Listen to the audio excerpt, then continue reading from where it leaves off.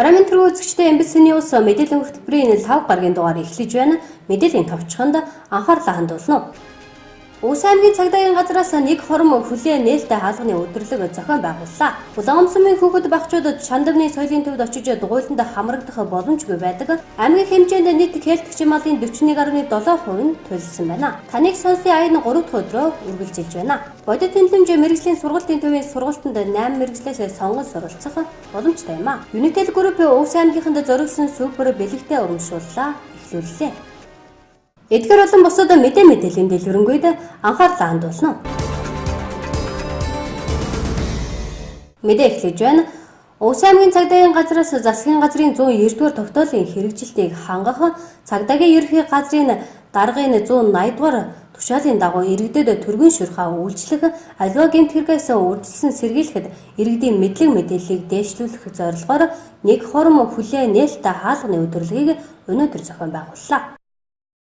Тус цагдаагийн газраас Монгол Улсын засгийн газрын 2007 оны 190-р тогтоол, цагдаагийн ерөнхий газрын даргын 2008 оны 125 дугаар тоо тушаалыг хэрэгжүүлэх, цагдаагийн байгууллагаас иргэдэд шуурхай хүртээмжтэй үйлчлэгээ үзүүлэх, санал хүсдгийг нь хүлээн авч шийдвэрлэх, шинээр батлагдсан замын хөдөлгөөний дүрэн болон улсын хэмжээнд зохион байгуулагдаж байгаа нэг хором хүлээ аяныг сурталчлах зорилгоор өнөөдөр нээлттэй хаалганы өдөр арга хэмжээг зохион байгууллаа. Арга хэмжээний хүрээнд цагдаагийн газрын тасгуудын 2019 оны 1-р сарын удирдлагын тайланг иргэдэд танилцуулж, цагдаагийн газар ашиглагдаж байгаа тоног төхөөрөмж, алба хаагчдын тусгай хэрэгсэл, тусгай бүлгийн үзүүлэх тоглолт, урлагийн тоглолтыг тус иргэд олон нийтэд сурталчлан, гэмт хэрэг зөрчлөөс урьдчилан сэргийлэх чиглэлээр бэлтгэсэн 10 төрлийн 180 ширхэг санамж сэрэмжлүүлгийг тарааж иргэдийг мэдээлэлээр хангалаа. Мөн байгууллагын үйл ажиллагаа алба хаагчдын ёс зүйн хэм хэмжээг тодорхойлох зорилгоор 35 иргэнээс санал асуулга авч ажиллалаа.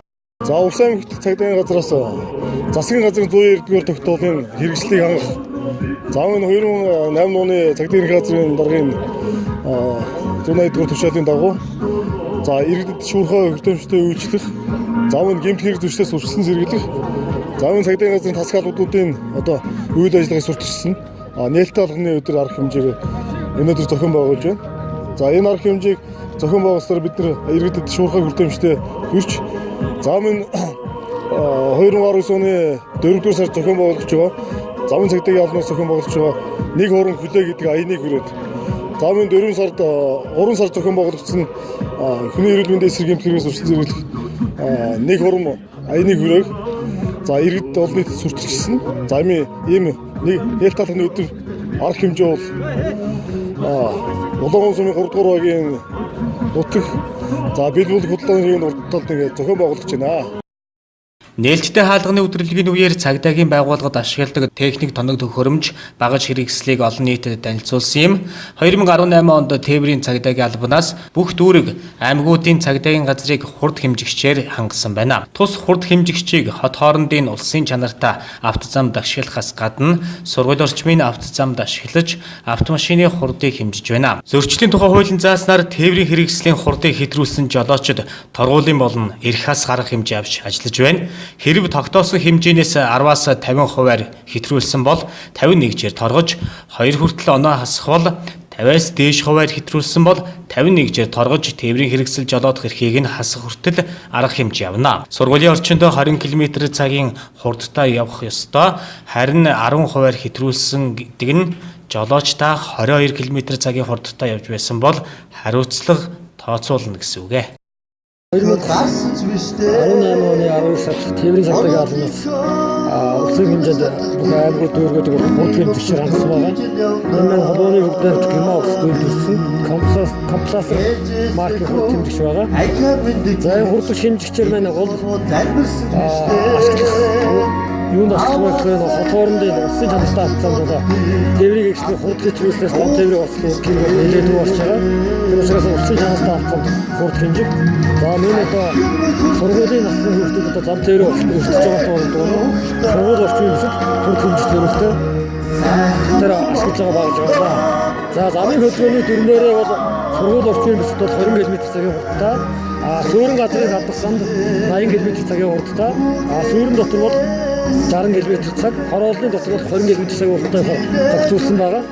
Иргэн та нэг хором хүлээснээр бусдад болон өөртөө тохиолдох эрсдлээс бүрэн сэргийлж чадах юм а. Дараагийн мэдээ. Улаан сумын соёлын төвийн дэрэгдэх дугуйлангуудад хичээлэх сонирхолтой хүүхэд багчууд тэр бүр чандамд очиж хамрагдах боломжгүй. Иймээс сумын засаг даргын захирамжаар цахилгаан хөгжмийн дугуйлан эстрад дууны дугуйлангуудыг 6, 7, 9, 10 дугаар багийн төвдөр хичээлүүлэх мөн иргэдэд зориулсан нийтийн бүжиг, урлагийн арга хэмжээг зохион байгуулах боломжтой болсон гэвч улаан сумын зарим удирдлагууд багийн төвдөр дугуйлан хичээлүүлж бүжиг цэнгүүн явуулахгүй байх талаарх албан тоотыг сумын соёлын төвд хөргүүлсэн байна. Энэхүү нөхцөл байдлыг сумын засаг даргад пүрүүж авд танилцуулснаар цаашид дугуйлан болон бүжиг цэнгүүний арга хэмжээг багийн төв дээр үргэлжлэн явагдахаар болсон байна. Улаангом хотод 30 гаруй мянган хүн амтаач нэг соёлын төв урлаг соёлын үйлчилгээг иргэдэд үзүүлж байна. Тухайн соёлын төв маань хотын төвөөс алслагдмал баг буюу бидний хэлж заншснаар чандманд байрладаг. Иймээс иргэн бүр соёл урлагийн үйлчилгээг тэгш хүртэх боломж хомс байгаа юм. Жишээ нь соёлын төвд нийтийн цэнгийн түүжийг зохион байгууллаа гэхэд Улаангом сумын 12, 9, 11, 10 дугаар багийн иргэд очиж бүжиглэнэ гэдэг хэдийгээр байж болох ч бараг боломжгүй зүйл юм а. Мөн соёлын төвийн дэрэгдэх дугуйлангуудад хичээллэх сонирхолтой хүүхдүүд чандамд очиж дугуйландаа сууна гэдэг мөн л төвөгтэй. Тиймээс Улаангом сумын засаг дарга шинэ багийн төв буюу 6, 7, 9, 10 дугаар багийн төвийн байранд дугуйлан хичээллүүлэх болон бүжиг цэнгүүн бусад арга хэмжээг зохион байгуулах боломжийг олгосон байдаг. Тус багийн төв дээр цахилгаан хөгжим эстрад дууны дугуйлангууд хичээлдэг бөгөөд цаашид тухайн дугуйланг хичээлүүлэх боломжгүй гэдэг саналыг Улаангом сумын засаг даргын тамийн газраас соёлын төвд албан тоотоор хөргүүлжээ. Энэ үеэр сумын засаг дарга Улаанбаатар хотод ажиллаар явж байсан бөгөөд ирсэн даруйда үүссэн нөхцөл байдалтай танилцаж цаашид дугуйлан нийтийн бүжиг цэнгүүнийг багийн төвд үргэлжлүүлэн явуулах шийдвэр гаргасныг Улаангом сумын соёлын төвийн хөгжмийн багш Баатар Сүрэн мэдгдлээ. Улаангом сумын засаг дарга зөвхөн пүрүүж аван 2 жилийн өмнө энэ 6, 7, 9, 12 дугаар багийн төвдөр амьд хөгжмийн дугуйлан гэж татаж оруулах цэнгэд бүжгийг явуулж гэсэн юм шийдвэр гаргасан байсан. Сая байхгүй араар нь бас Улаангом сумын удирдлагууд бас үл ойлголцсон. Энэ дугуйланг зогсоож цэнгийн бүжгийг явуулахгүй гэсэн юм шийдвэр гаргасан. Тэгэхдээ яг албаасан шийдвэр биш байсан. Ингээд засаг дарга маань ирээд хүүхдээ эрхийг зөрчиж болохгүй. Нэгэнт гаргасан шийдвэрээр үргэлжлүүлнэ. Энэ багийн төв бол одоо соёлын төвийг хол барьсны одоо юугаар одоо болохгүй энэ багийн төв дээр байх хэрэгтэй гэсэн юм шийдвэрийг гаргасан би бас баярлсан талархснаа илэрхийлж байна. Дээр нь засаг даргын нэрмжид авьяас уралдаан болохтой холбогдуулаад бас хүүхдүүдэд бэлтгээд оройн цагаар нь ард иргэдтэй цэнгийн бүжгийг явуулна. Цэнгийн бүжгийг явуулахад бол би сүүлийн үед бол цэнгийн бүжгэн дээр бас тайлбарыг архитектын согтуурхтай тэмцэх талаар бас яаж согтуу хүнийгээс эргэлэхгүй байгаа шаардлагыг бол тавина. Манай бүжиг бол төрийн энэ сав бол төрийн сав. Тэгэхээр энд бол маш их соёлтой ард иргэд оролцож байгаа. Яг энэ дээр нь бүжгийн ажиллагаа зогсох шахаад эргээд одоо захирхамж гаргасан бас баярлж байна. Ер нь бол энэ багийн төв гэдэг нь маань ард иргэндэл хүүхдүүд үйлчилж явах хэрэгтэй ийм төрийн сав гэж би ойлгодог. Төрийн байгууллага гэж ойлгож байгаа. Тийм учраас би ард иргэд энэ бүжгэн дээрээ тайлбарладаг. Цаашд бас Монгол үсгийг шинэ хуучин цагийн Монгол үсгийг тийм ээ. Одоо жишээ нь самбар байна. Бат ерөөх дарга маань хүүхдтэй хэрэгжилж тэр самбарыг надад бэлгэлсэн. Энэ самбар дээр нь би одоо ажиллаад Монгол үсгийг бас нэг мэдчих чадхаараа заа гэсний бодолтой байгаа. Тэгээ манай ард иргэд маш соёлтой оролцож байгаа. Ингээд яг Улаангом сум маань засаг дарга пүрүүж маань бас зөв шийдвэр гаргасан би баярлснаа илэрхийлж байна. Хүүхдийг ойлгодог хүн юм байна. Хүүхдийн төлөө зүрх сэтгэлээ зориулдаг хүн юм байна. Улаангом сумын соёлын төвийг 5 гаруй километр хол барьж байгуулсан нь иргэдэд соёл урлагийн үйлчилгээ үзүүлэхэд чиглэгдсэн ямар бодлого болохыг ойлгоход бэрх юм а. Цаашид Улаангом сумын төвд соёлын төвийн хэрэгцээ шаардлага тулгарч байгааг энэ үйл явдал харуулж байна. Ямар ч тач авьяасаа хөгжүүлж ирээдүйд уран бүтээлж болох хүсэл мөрөөдөлтэй хүүхдүүдийг гудамжинд хөөгд гаргаагүй засаг дарга пүрүүж танд хүүхэд багчуудынхаа өмнөөс мөн бүжиглэх дуртай иргэдийнхээ өмнөөс талархал илэрхийлье.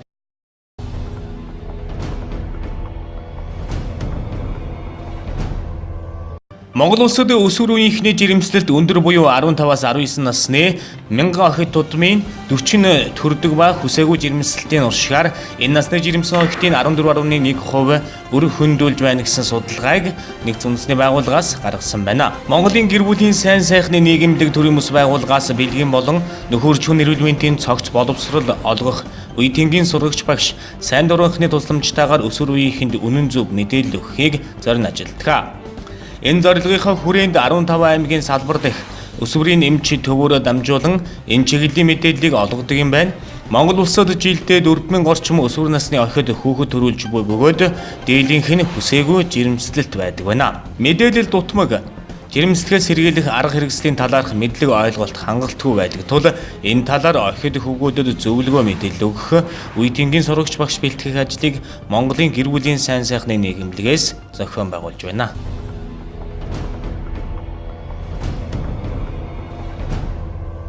Улсын хэмжээнд 2019 оны эхний 2 сарын байдлаар 11572 их төрсөн нь өнгөрсөн оны мөн үеэс 188 төрөлтөөр буюу 1.6%-аар буурсан байна. Амьд төрсөн хүүхэд улсын хэмжээнд 11825 байгаа нь өнгөрсөн оны мөн үеэс 192 хүүхдээр буюу 1.6%-аар буурчээ. Хүүсийн хувьд амьд төрсөн хүүхдийн 6021 буюу 50.9% нь хүү, 5804 буюу 49.1% нь охин байна. Мөн хугацаанд эхийн эндэгдлийн 3 тохиолдол бүртгэгдэж 100 мянган амьд төрөлтөд 25.4 байгаа нь өнгөрсөн оны мөн үеэс 2 тохиолдолоор буюу 100 мянган амьд төрөлтөд 17.1-ээр өсжээ. Нийлхсэн эндэгдлийн 192 тохиолдол бүртгэгдэж 1000 амьд төрөлтөд 16.2 ноогдож байгаа нь өнгөрсөн оны мөн үетэй харьцуулахад 2 тохиолдлоор буюу 1000 амьд төрөлтөд 1.4-өөр өссөн үзүүлэлттэй байна. 5 хүртэлх насны хүүхдийн эндэгдлийн 230 тохиолдол бүртгэгдэж 1000 амьд төрөлтөд 19.5 ноогдож байгаа нь өмнөх оны мөн үетэй харьцуулахад 9 тохиолдлоор нэмэгдэжээ. 2019 оны эхний 2 сарын байдлаар нас баралтын 2931 тохиолдол бүртгэгдсэн нь өнгөрсөн оны мөн үеэс 75 тохиолдлоор өссөн байна. Нийт нас баралтын 1787 тохиолдол буюу 61% нь эрэгтэй, 1144 буюу 39% нь эмэгтэй байна. Халдвар төвчин улсын хэмжээнд 21 төрлийн 6591 халдвар төвчний тохиолдол бүртгэгдэж 100000 хүн амд 20.7 ноогдож байна. Өмнөх оны мөн үеэс 589 тохиолдлоор буюу 100000 хүн амд ноогдох өвчлөл 1.8-аар нэмэгдлээ гэж эрүүл мэндийн яамны харьяа эрүүл мэндийн хөгжлийн төвөөс мэдээллээ.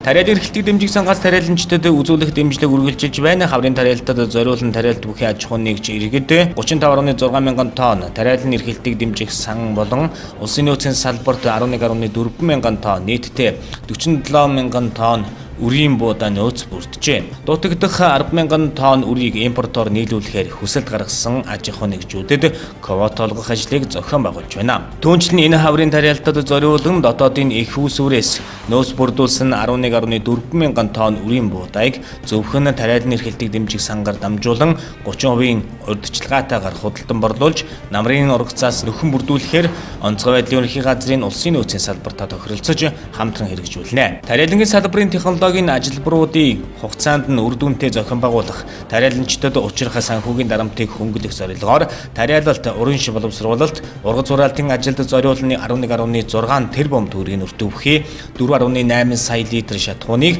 50% урьдчилгаатайгаар зээлэр олгохоор шийдвэрлэж хэрэгцээд нийт шатхууны 30 орчим хувь болж байгаа юм а. Газар тариалангийн гаралтай бүтээгдэхүүний чанарыг сайжруулах, нэгжийн ургацыг нэмэгдүүлэх зорилтын хүрээнд нийтдээ 5.6 тэрбум төгрөгийн үнэвхий 468.1 тонн ургамал хамгаалтын бодис, 3.3 тэрбум төгрөгийн үнэвхий 1518 тонн нийлмэл бордоо, 257 тонн гумины бордог тус 30% урьдчилгаатай олгож дэмжлэг үзүүлнэ гэж Хүнсгүүд аж ахуйн хөнгөн үйлдвэрийн яамнаас мэдээллээ.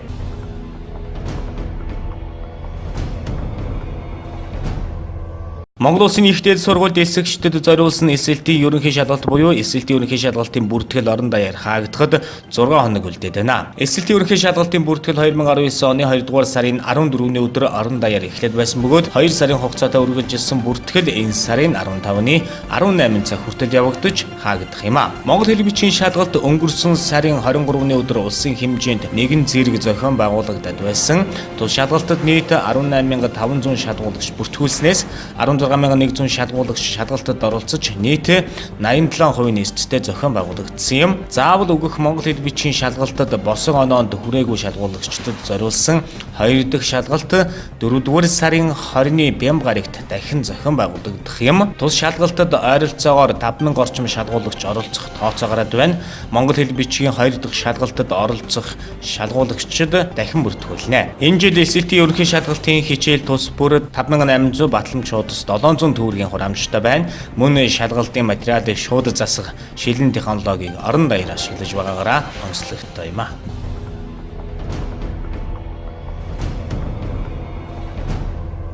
Багш нарын 7 дугаар их хурлын талаар боловсрол соёл шинжилгээ ухааны спортын сайд Баатар Бэлэг болон их дээд сургуулийн ерөнхий боловсролын сургуулийн багш нарын төлөөлөл мэдээлэл хийлээ. Салбарын сайд Баатар Бэлэг хурлаар багш нарын хөтөлбөрийн нөхцөл ажлын ачааллыг бууруулах сэдэв болгон ярилцаж шийдлүүд гаргах юм байна. Түүнчлэн багш нарын хөтөлбөрийн үнэлэмж, урамшууллын асуудлыг ярилцах юм. Багшийн хөгжлийн асуудал буюу их дээд сургуулиудын багш нарын мэдлэг чадварын асуудал нэлээд яригдах юм байна. Мөн энэ үеэр ерөнхий боловсролын сургуульд хөөхөд эсвэл ихтэй уралдаан зохион байгуулж мөнгө хураах асуудлыг зогсооно гэдгээч илэрхийлсэн юм. Ерөнхий боловсролын сургуулиудыг өмчийн хэлбэр харгалзахгүйгээр 6 нас хүрсэн хүүхдийг 1-р ангид уралдаан шалгуултгүйгээр эсвүүлэх шийдвэр гаргасан байна. Сүүлийн үед хувийн өмчийн сургуулиуд 1-р ангид хүүхэд эсвүүлэх нэрийдлэр нэг хүүхдээс 40-с 50,000 төгрөгийн хураамж авч шалгалт авдаг. Эцэст нь эцгийгчүүдэд жирэгдэл учруулж дараалал үүсгэчихэд цөөхөн хэдхэн хүүхэд эсвэлдэг байна. Энэ нэг талдаа бизнес 1000 хүүхэд бүртгэж мөнгө хураачгаад 50-аас 60 хүүхэд авдаг. Зарим сургуулиуд хандив авч оруулдаг. Энэ асуудлыг цэгцлэн гэж яамны сайд мэдгдлээ. Мөн 6 нас хүрээгүй хүүхдийг сургуульд эсвүүлэхгүй юм байна. Хүүхдийг хит багаас нь сургуульд оруулахад ачааллаа даахгүй байдаг байна. Үүнээс үүдэж өөртөө итгэх итгэлгүй болох сургуульд сурах сонирхол буурах мэт сөрөг нөлөө гардгийг судлаачид хэлдэг. Иймдээ боловсролын хуулиа дагаж 6 нас хүрээгүй хүүхдийг энэ жилээс сургуульд оруулахгүй байна. Дараагийн мэдээ Аймгийн хэмжээнд нийт хээлтэгч сая 416,965 толгой мал тоологдсноос өнөөдрийн байдлаар нийт хээлтэгч малын 591.3 мянган буюу 41.7% нь төлөлж 547.9 мянган төл бойжиж байна. Аймгийн хэмжээнд энэ онд сая 416,965 хээлтэгч мал тоологдсноос өнөөдрийн байдлаар 41.7% буюу 591.3 мянган мал төлөлж гарсан төлийн 94% болох 547.9 мянган төл бойжиж байна. Төлийн хорогдол 45,389, нийт малын хорогдол аймгийн хэмжээнд өнөөдрийн байдлаар 66,396-д хүрсэн байна. Оны эхний төлөх ёстой хээлтэгчийн 41.7% буюу 591.3 мянган хээлтэгч мал төлөлөд байна одоогийн байдлаар. Тэгээд гарсан төлийн 94% буюу 547.9 мянган төл бойжж байна аймгийн хэмжээнд. Аймгийн хэмжээнд том малын зүй ус хорогдол болохоор 66,396 мал хорогдоод байна. Үүнээс тэмээ 45, адуу 1,306, өхөр 2,479, хонь 30,523, ямаа 32,043 толгой ямаа хорогдоод байна. Аймгийн хэмжээнд хорогдлоороо үлгэн ямгаав сум хамгийн их хорогдолтой байна. Нийтдээ аймгийн хэмжээнд болохоор 45,389 төл хорогдоод байна. Том малын зүй бус хорогдол 66,396-д хүрсэн бөгөөд үүнээс адуу 1,306, өхөр 2,479, тэмээ 45, ямаа 32,043, хонь 30,523 хорогдсон байна. Өлгийн өмнөгов суманд том малын зүй бус хорогдол төлийн хорогдол их байна. Харин тариалан улаан суманд мал төлөлт хамгийн бага хувьтай явагдаж байна. Дараагийн мэдээ Улаан сумын засаг даргын тамгын газрын санхүүгийн албанаас Улаан сумын харьяат төсвөд байгууллагын төсвийг үр ашигтай захиран зарцуулах, төсвийн захирагчдын хариуцлагыг нэмэгдүүлэх зорилгоор таныг сонсын аяныг өрнүүлсэн юм а. Тус аяны хүрээнд өнөөдөр иргэдийн дунд 70 45 30 78 нээлттэй утсыг ажиллуулж төсөвт байгууллагуудын санхүүтэй холбоотой мэдээллийг иргэдэд өгч ажиллалаа. Аймгийн иргэдийн төлөөлөгчдийн хурлын тэргүүлэгчдийн хуралдаанаараа төсвийн тухай хууль, шилэн дансны тухай хууль, хөгжлийн бодлого төлөвлөлтийн тухай хууль зэрэг томоохон хуулиудын хэрэгжилтийг хангах үүднээс төсвийн сахилга бата иргэдийн хяналт оролцоо дэд хөтөлбөрийг баталсан. Энэ хүрээнд Улаан сумын засаг даргын тамгын газрын санхүүгийн албанаас Улаан сумын харьяат бүх шатны төсвийн байгууллагын төсвийн хөрөнгийг үр ашигтаа зарцуулах, төсвийн захирагчдын хариуцлагыг дээшлүүлэх, төсвийн төлөвлөгөө гүйцэтгэлийг иргэдэд энгийн ойлгомжтой байдлаар ил тод мэдээлэх зорилгоор таныг сонсъё 7 хоногийн аяныг өрнүүлэн иргэдийг санхүүгийн мэдээллээр хангах ажлыг шат дараалалтаа зохион байгуулж байна. Тус аян нь өнөөдөр 3 дахь өдрөө үргэлжилж байгаа бөгөөд өнөөдөр тус аяны хүрээнд 70 45 30 78 нээлттэй утас ажиллуулж иргэдийн сонлыг сонсож сонирхсан асуултанд хариулт өгч ажиллаж байна. За таныг сонсын аяны маань 3 дахь өдөр амжилттай үргэлжилж байна. За нэгд өдөр нь болохоор бид нар байгууллага дээр санхүү үйл ажиллагаа нээлттэй танилцуулсан байгаа. За 2 дахь өдөр нь буюу өчигдөр хөрөнгө оруулалт одоо байгууллагатай холбоотой бүх одоо мэдээллийг нэгтгэж тавьсан байгаа. За өнөөдөр бол 70 45 30 78 гэсэн утсан дээр нээлттэй санал хүсэлт хүлээн авч байна. Тэгээд иргэд та бүхнийг бас энэ нууцтай ажлын цагаар холбогдож биднээс асууж мэдээлэл байвал бидэнтэй холбогдож болно. За нээлттэй утсан дээр бид бүхэн одоо орон нутгийн болон төсөвт байгууллагуудын сургууль цэцэрлэгүүдийн нэгтлэнгууд одоо энэ өрөөнд ажлын нэм зохицсон. За энэ дээр болохоор хөрөнгө оруулалт, үдийн цайтай холбоотой мэдээлэл, за төсөв санхүүтэй холбоотой мэдээллүүдийг та бүхэнд өгөх боломжтой байна. За байгууллага болгон дээр мэдээллийн самбар байршдаг байгаа. Сар болгоныхаа мэдээллийг шилэн байршуулсан байгаа. За мөн шилэн дансан дээр интернетээр ороод одоо интернеттэй холбоотой байгаа бол интернетийн шилэн данс.gov.mn гэсэн сайтаас одоо хүссэн байгууллагын мэдээллийг орж авах боломжтой байгаа. За мөн тухайн байгууллагын санхүүгийн ажилтнаас та бүхэн хүссэн үедээ мэдээлэл авах боломжтой байгаа. Төсвийн сахилга бата иргэдийн хяналт оролцоо дэд хөтөлбөрийн хүрээнд өрнөж буй таныг сонсын аянд Улаан сумын иргэдийн төлөөлөгчдийн хурал засаг даргын тамгын газар ерөнхий боловсролын сургуулиуд сургуулийн өмнөх боловсрол өрхийн эрүүл мэндийн төвөд оролцож санхүүгийн мэдээллээ иргэдэд ил тод хүргэж байна. Өнөөдөр Улаан сум дээр төсөвт байгууллагуудын нэгтлэнгууд цуглан хөрөнгө оруулалт, ерөнхий боловсролын сургуулийн сурагчдын үдийн цай, байгууллага тус бүрийн санхүүгийн мэдээллийг иргэдэд утсаар нээлттэй өгж байна. Иргэд төсөвт байгууллагын санхүүгийн мэдээллийг тухайн байгууллагын мэдээллийн самбараас авахаас гадна шилэн данс цэгийн рүү орж сонирхсан байгууллагынхаа санхүүгийн мэдээллийг авах боломжтой юм байна. Таныг сонсоод аян 4-р сарын 12-нд хүртэл үргэлжлэх бөгөөд маргааш улсын тэргүүний ерөнхий боловсролын лаборатори 1-р цогцлбор сургууль дээр санхүүгийн ажилтны 1 өдөр арга хэмжээг зохион байгуулах юм. 4-р сарын 12-нд Цэдэнбалын талбай дээр Улаан сумын төсөвт байгууллагууд өөрийн байгууллагынхаа үйл ажиллагааг болон төсвийн сахилга бата иргэдийн хяналт оролцоо аяны талаар олон нийтэд мэдээлэл хийж иргэдийн санал хүсэлтийг хүлээн авах юм байна.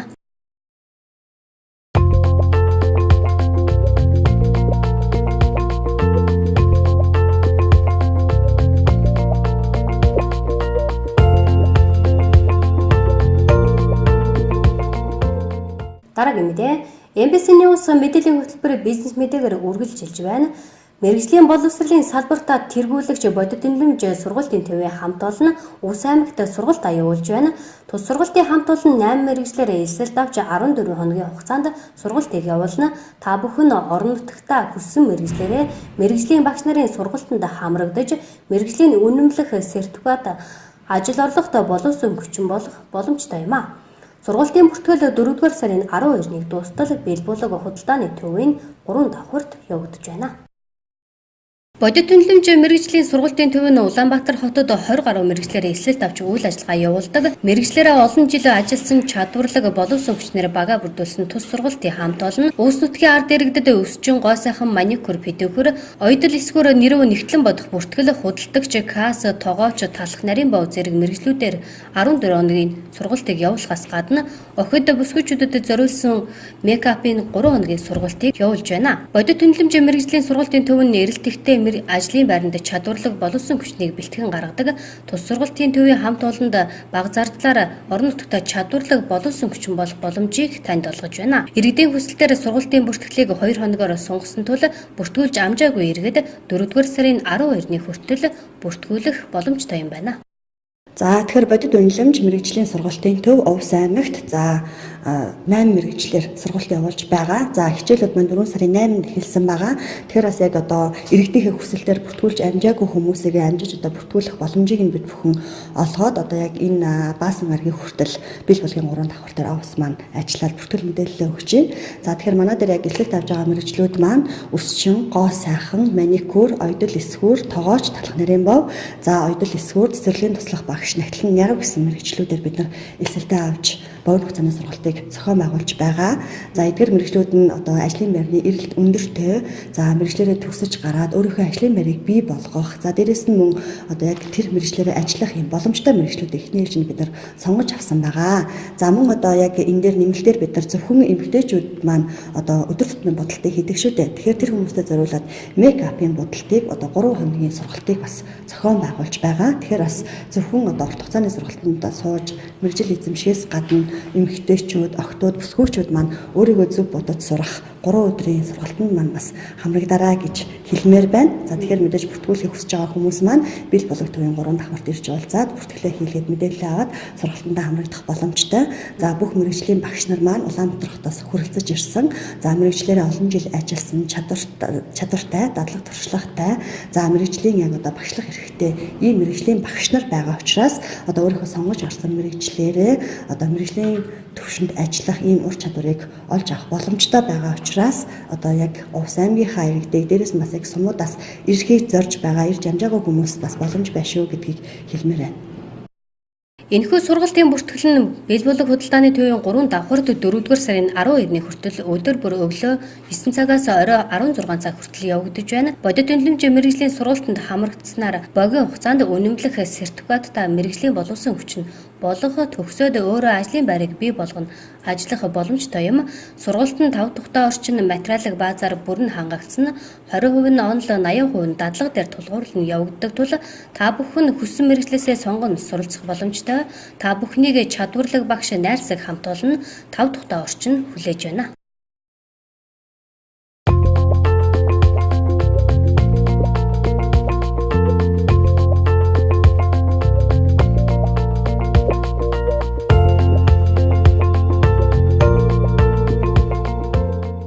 Дараагийн мэдээ дэвшилтэд технологийн үйлчлэгийг Монголд анхлан нэвтрүүлж хэрэглэгчдэд төрүүлж хүргэдэг Unitel Group зөвхөн Увс аймгийн иргэдэд зориулсан урамшууллаа зарлаа.